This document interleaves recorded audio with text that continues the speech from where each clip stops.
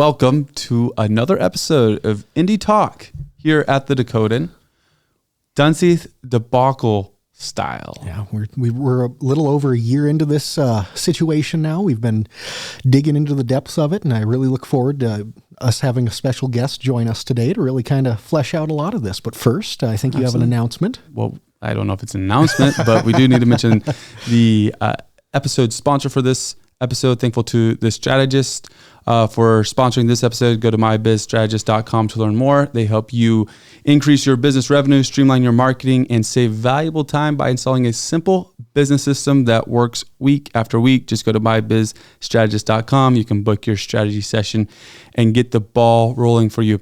Excited to go back into Dunseith, though. Yeah, going to be a great time. We're going to have some good high-level discussions about the situation here. Have maybe go through a couple different items that we haven't maybe dove into in as much detail here. And one thing that we've been trying to do, and we finally get to do today, is have somebody that is very knowledgeable about the stuff that has gone on in Dunseith. So we are thankful to have Ben Wetmore with us today via the digital phone in 2025. How are you doing today, Ben? Good. Thanks for having me. Thank you. So we honestly, this is not a joke. We had some bio stuff that we were like, let's go and read a bio because that's what you do for a guest. But, there's a lot to your bio. You've done a lot of amazing things over the course of your career. And so rather than doing the traditional one where you go and you point out this, and it becomes all awkward and whatever, figured, why don't you just introduce yourself and why this story has stuck out to you in your career, or at least at this point in your career? Sure. Thanks. I've been a journalist, I suppose, for about 25, 30 years and have worked in DC. I've worked, regionally. I've done a lot of different work. And most recently, I've been doing a lot of work with Project Veritas. And we received an email actually from a person in North Dakota, a woman, and she said, "You're not going to believe what is going on," right? And she just laid out kind of the basic facts, and it sounded like a lot of tips that you receive. It's just too crazy to be true, right? Mm-hmm. And but something just was, I'm sure you guys feel it too. When you're in journalism for a while and you get certain tips. Sometimes they're crazy. A lot of times they're crazy people. A lot of times something's wrong, right? You can just tell it's like something's like gnawing away at me, and something was gnawing away at me about Dunseith. And just the more I looked into it, the crazier the story got, the more outlandish the story got, and the more I realized it's all true. It's all true. Yeah, right. That's the crazy part about it. It's all true. There's no amount of digging or scraping away at the surface you can do, and the horrors that you uncover, and you're like, this just keeps getting worse. Right. Now, you or part of your team, did anybody actually make it to the facility and were able to check that out in person, or are you able to talk about that? You did. We drove out. Well, we drove the 20 some hours out to Dunseith. And we spent a few days with Charles and his family, and they were very, very gracious about it. Mm-hmm. And there's no question you can ask Charles that he won't answer. I mean, he will give you the background and the details, and frankly, he'll give you a fire hose of information. And he's documented everything. I mean, he's kept the documents, the security footage, the everything, and it just goes and goes and goes. So. I definitely did not fly out because of the nature of the story, but brevity of the situation. Right. Yeah. Right. So but it's horrible. It's horrible. And you mentioned the records that Charles kept. We've shown a ton of them on the episodes that we've had. Yep. We actually have articles that have linked to a file dump, and I believe there's more file dumps that are going to be on the way as things have progressed. But in your experience working with many stories over the years, how often is it that someone actually is able to bring that much detail? They say, "Hey, this is happening." You're like, "Okay, show us evidence." How often do they have that much evidence that something nefarious is happening? It's rare. It's not unheard of, I think, but it's rare. I think Charles's background as an engineer, I mean, he Mm-hmm. was really able to just put a lot of brain power on the problem and really document it. I think what's unique about Dunseith is it's not just one entity, right, Right. that he's got a lot of documents on. He's got documents on the FBI, on the Yep. Air Force, on the military, on Yep. Minot, on Commerce, on the state government, on the Attorney General's office. It just he the I've never seen a story quite like this where there's this much documentation on 100 different entities. Yep. That's very rare. And the sheer volume of that documentation too. He has everything from email dumps to saved emails, all kinds of different phone recordings, voice recordings. He has a literal plethora of documentation. Right. That's So right. jumping into that documentation, Mm-hmm. let's go. We said the word a lot. Let's just talk about it. There's a lot of storylines here. Yep. What are Yep. maybe the top 3 to 5 storylines that stand out to you as you've worked through the story? And then let's just kind of break those down a little bit. You go first here, Ben. Well, the storylines, I think that, but thank you. The storylines are that people have seen, I think, so far are very carefully presented. I think Mm-hmm. because it's the easiest stories for people to hear, and it's the things that maybe are least controversial. Mm-hmm. The real storyline, of course, are these GG-1320s. Yep. These GPS devices, these very almost science fiction hockey pucks that they put on commercial airliners and airplanes, military aircraft, missiles, submarines. That's really the crux of Mm-hmm. I think the whole story. Yeah. Yeah, that was the first thing that drew me into when we first found out about it and we heard the real effects that this could have on a national aviation level. I think that was one of the first things that drew us into it as well. Right.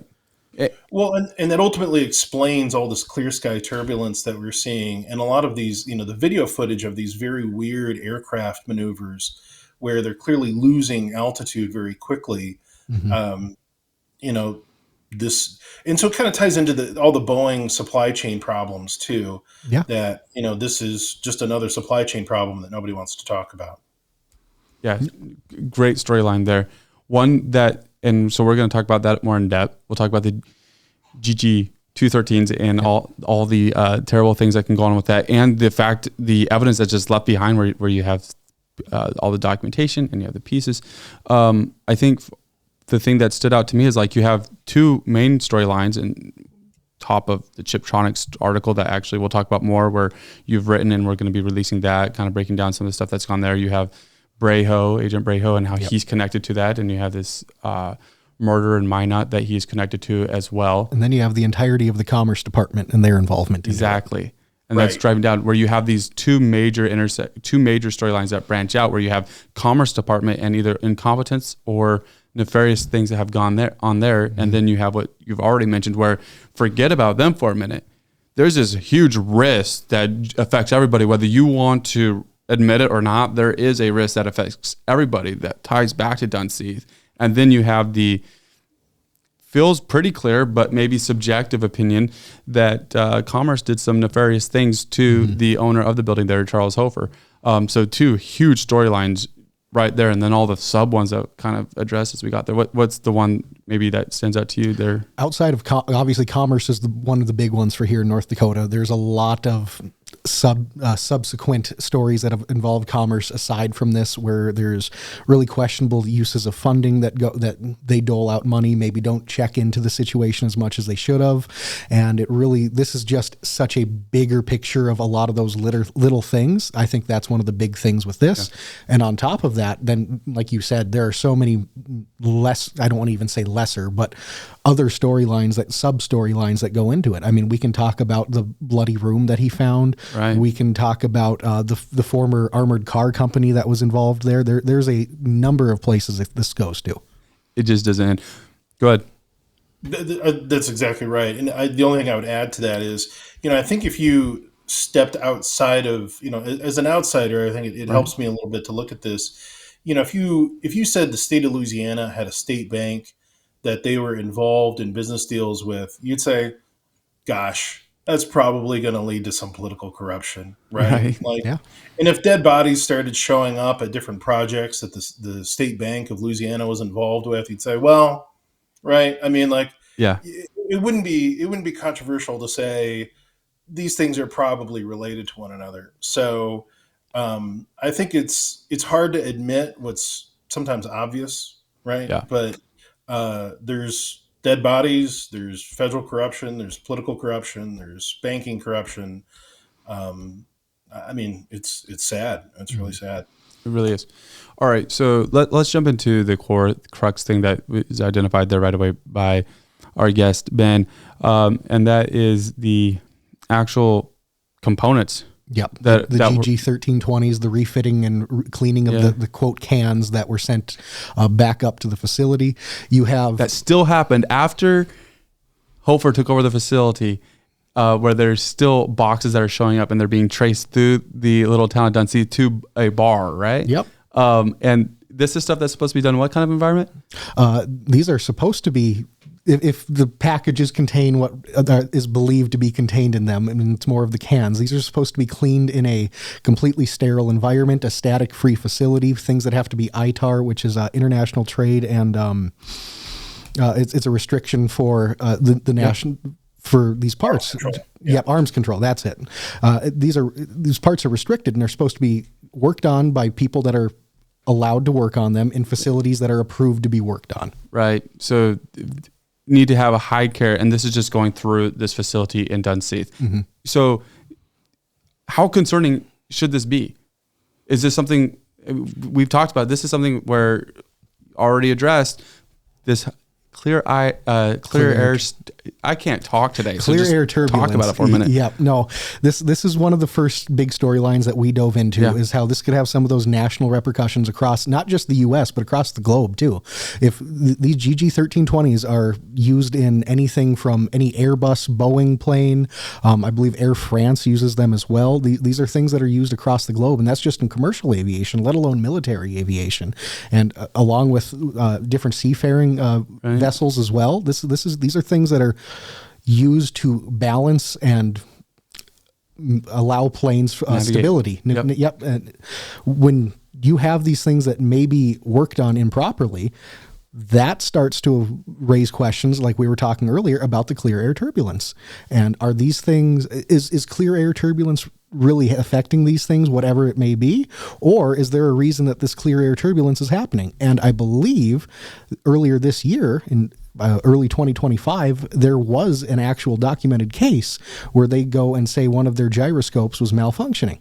Yeah, that's highly concerning. Yep.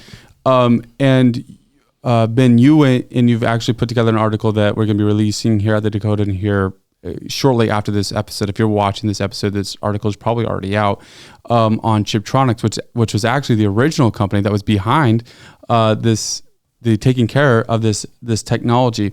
It was supposed to be high-tech manufacturing, and it served as a contracting front for Benchmark Electronics. As you went through the research on that, and as you were working on that, just talk about some of the stuff that stood out and maybe even is highlighted in the article. Sure, thanks. There was a longtime plant in Dunseith, the Benchmark facility, that had been there for many decades, and they performed high-end electronics work. And they had a workforce that was, very specialized for that very special purpose. And so Chiptronics is the sales front, right? It's the 2 or 3 guys that were able to get government contracts by presenting themselves as serving native interests, right? Mm-hmm, mm-hmm. And this, it might be too strong to call it a scam, but it is a little dodgy, I think. And a lot of businesses do this, right? Where they qualify for minority-owned or female-owned businesses by having this kind of arrangement. And then they just sub out all the work to another company that does all the work. And that's kind of what Chiptronics was doing. So I think you can, the purpose behind that article, I think, is to give some context to what was happening in Dunseith and really why the money was probably so tempting, and you would want to continue that money. Why can't we just continue doing the work on the GG 1320s when the business dries up, right? Mm-hmm. And the people didn't want to move to Minnesota. They didn't want to go to a new plant and a new facility, and they had the opportunity to keep making money and keep working on it. They just were doing it in a less sterile environment. They were breaking a whole variety of laws about handling these devices. But if no one was the wiser, why not? Why not? And I think that's what they were confronted with. And, I don't think they ever thought they'd get caught. Yeah, but this is the benchmark shutdown operations that was in 2015, correct? Right. So this went on for, well, some would say it's still going on today. Yeah. We don't know that Can't confirm by any about stretch, today, but I believe earlier this year there was some tracking that went on that led to perhaps something was still happening. yeah, up until this past winter, up into early 2025, and for sure in late 2024, packages were still arriving at Hofer's address and facility. Whatever that means. And honestly, I don't know what that means. Mm-hmm. Whatever that means, packages are still being sent to that facility. And Chiptronics was still trying to do work. They were up until Yeah, and what I mean by do work, they were actively trying to be that broker to gain jobs, claiming some of the credentials that were needed. Yep. Yeah. They've, as recently as 3 or 4 years ago, they were working with a company out of Fargo, and they were trying to act as not just a middleman for that company, but they were claiming to be a manufacturer for the company as well. And they were going to, if all went as planned, and whatever the plan might have been, they were going to add up to over 90 jobs to the facility and be able to produce all of these components and chips for these batteries that this company in Fargo was going to produce for the drones that they make out there. It's incredible. And lo and behold, the whole time this company was applying for state grants and funding, they were using Chiptronics as a subsidiary manufacturer, when in reality, Chiptronics was closed unofficially in, I think, 2017, and officially by all governmental records in 2020 for sure. And based off what you said, Ben, they were never a manufacturer. They were simply a broker that sells front, whatever. They were never supposed to be in that role in the first place. Right. But you can imagine, like, if you were the salesman, right, Mm-hmm. and you knew the local techs were, 3 blocks away, Yeah. Hey, let's make $10, $20, $50,000 by working on a few of these cans. It's crazy. Yeah. It's crazy. It's unfortunately, I think, when you see the details, hopefully from the Chiptronics piece, it will start to make sense of, like, how did this con, where did this con come from? Mm-hmm.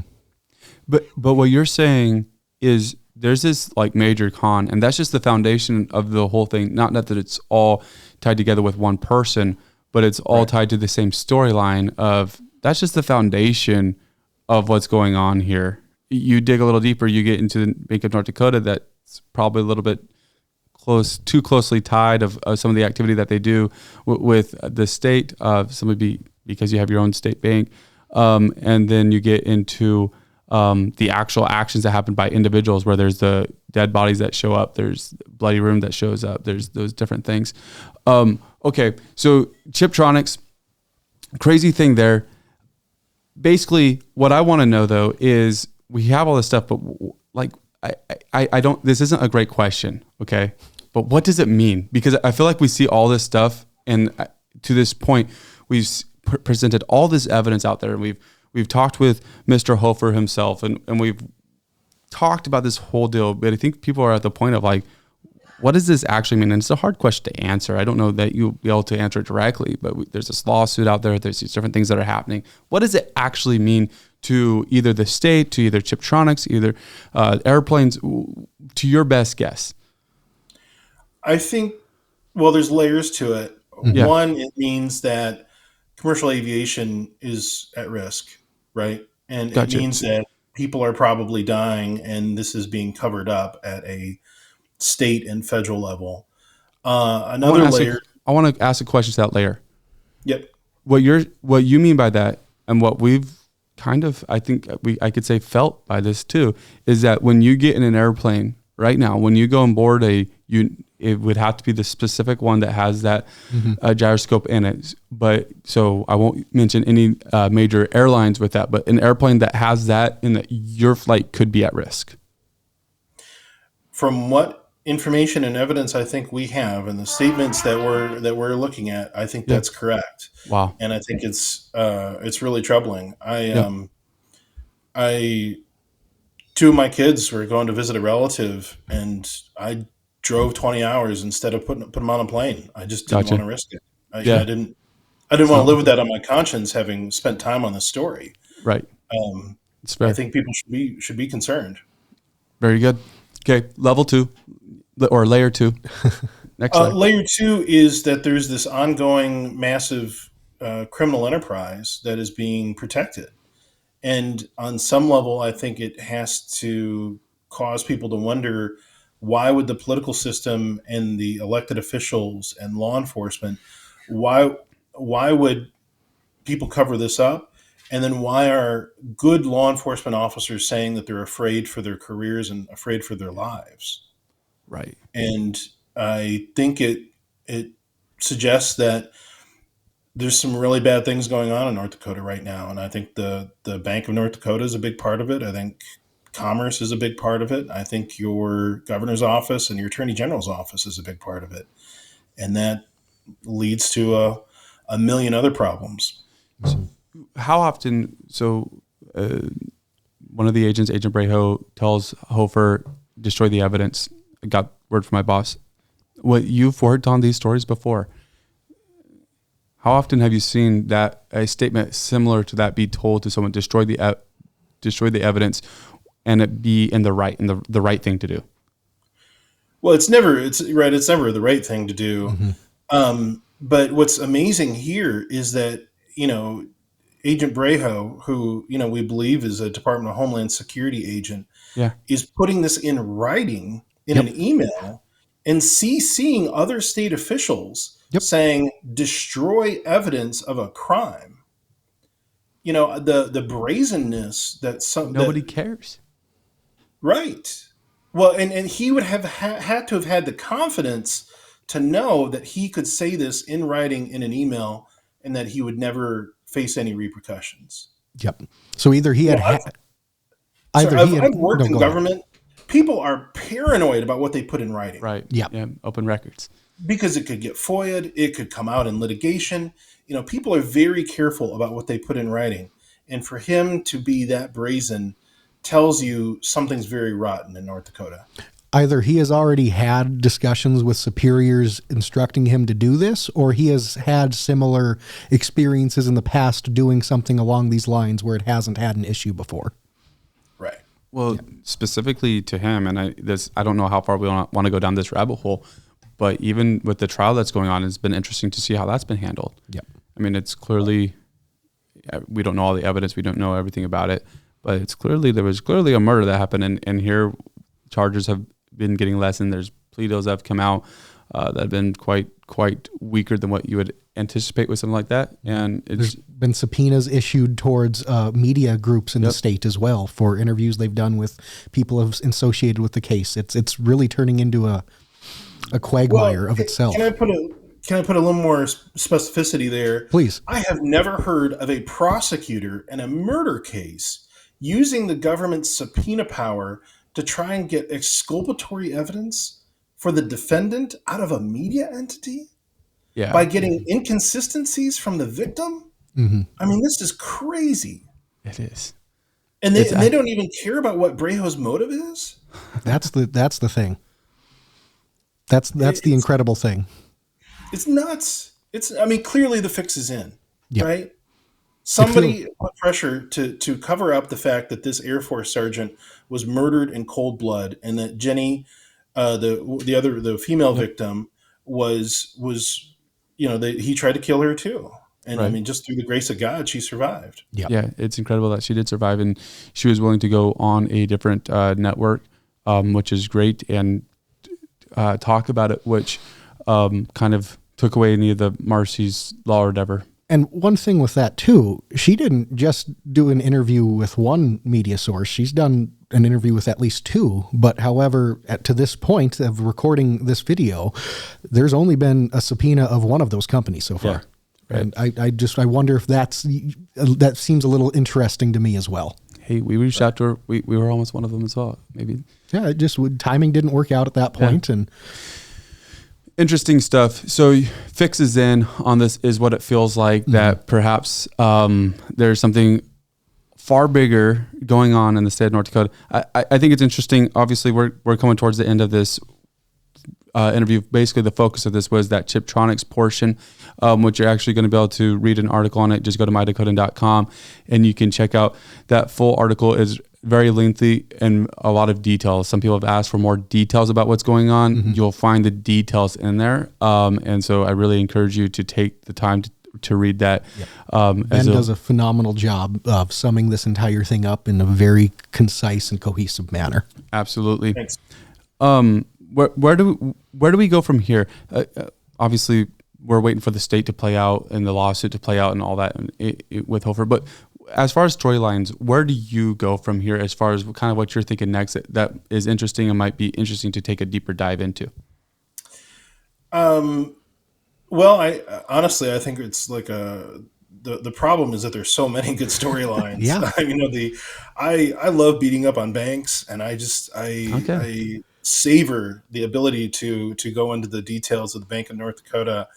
I think that there's great storylines on the supply chain issues, on this kind of criminal subculture in North Dakota, which I think kind of goes against people's, nobody thinks that that's the case, right? But there's definitely a lot of bad things going on. So a lot of good people in North Dakota, but unfortunately, you got some baddies. And we don't have to dive into this very much in depth, but just North Dakota being the only state with a state-owned and run bank, what does that mean to this situation, or just maybe a little wider picture concerns, in general? What are some of the concerns that come from that? Yeah, from an outsider's perspective, especially.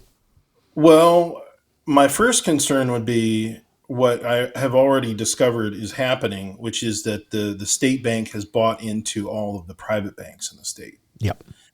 And so knowing that allows them to cover up a lot of mistakes that they're making. Mm-hmm. And, really it's a cancer making the whole situation orders of magnitude worse.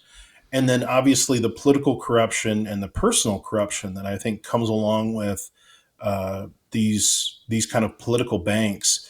I worked for many years in Texas, and Texas does the same thing, where mm-hmm. they all the politicians are on the take from a little bank that has no accountability and no oversight, and it's very, very bad. Many bad things come as a result. So nothing good's coming out of it, and I think probably quite a bit of bad. Very good. Why do you think more people aren't covering this story or talking about it, whether it be in North Dakota or on a national perspective? Well, because it's a real surefire way to get fired. It's a real surefire way to lose advertisers, to have powerful people. We're talking about real things, right? Money and power, and people fight back. They are and they play to win. We're talking about criminals involved with millions of dollars of public money. Mm-hmm. They have a lot to protect. Right. And completely speculative here, but if this is to be to the magnitude where it appears it could be, what could this? How could this affect the state of North Dakota?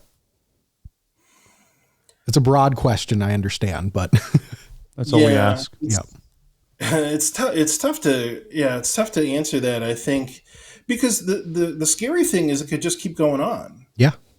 Right. I mean, I think the worst outcome is nothing changes, and that everyone finds out this information and then no change results. But I think it's hard to believe and trust in a system where dead bodies keep showing up. Right. I mean, if you were working security at the Minot base, would you worry that another DHS agent isn't going to show up at Christmas and shoot you in the face and get away with it? Right. Yeah. I think it's going to change your state in a lot of different ways, and unfortunately, none of them are going to be good. There's financial, political, legal risks. I've never seen a story that I think had as many tentacles into so many different aspects of a state than this story. Wow. It's incredible. And it's just continues to evolve as we watch it and listen to it play out, discuss more with Charles Hofer, see more evidence come to light. You see more email dumps come to the surface in the last few months. It's a continual process of things coming out. It is. Do want to say a huge thank you to Ben for coming on today. It's been a really great interview. Get a fresh perspective on Dunseith. So thank you for coming on. Thanks for having me. Appreciate it. Absolutely. To the viewer, be sure to like, subscribe, join the Dakota community. But we are going to continue to have some more interviews come out on this. Won't reveal our cards just quite yet, but it should be some interesting stuff on the way. Thank you for watching this episode. Have a great rest of your day.